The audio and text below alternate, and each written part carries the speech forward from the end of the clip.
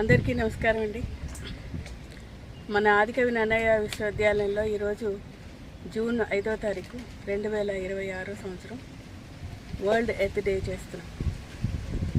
ఈ సందర్భంగా మనందరికీ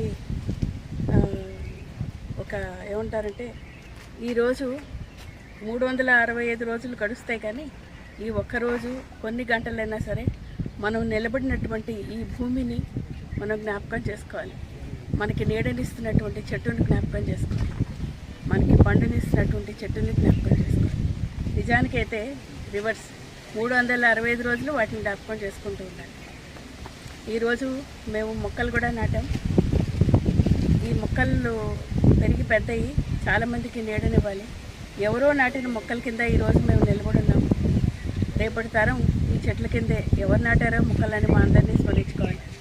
యూనివర్సిటీకి, ముఖ్యంగా యూనివర్సిటీ పరిధిలో ఉన్నటువంటి ఈ ప్రాంతం అంతా కూడా కార్బన్ ఎమిషన్ విషయంలో కొంచెం తగ్గితే స్వచ్ఛమైన గాలి స్టాఫ్ మా పిల్లలు పీల్చుకునే రోజు రావాలని కోరుకుంటున్నాను.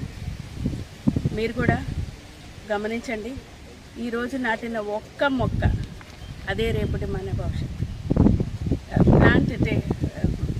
Plant today will be our future tomorrow.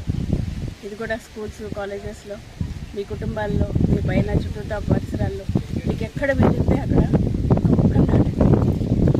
ప్రకృతిని ప్రేమించే ప్రేమికులందరికీ ఇదే నా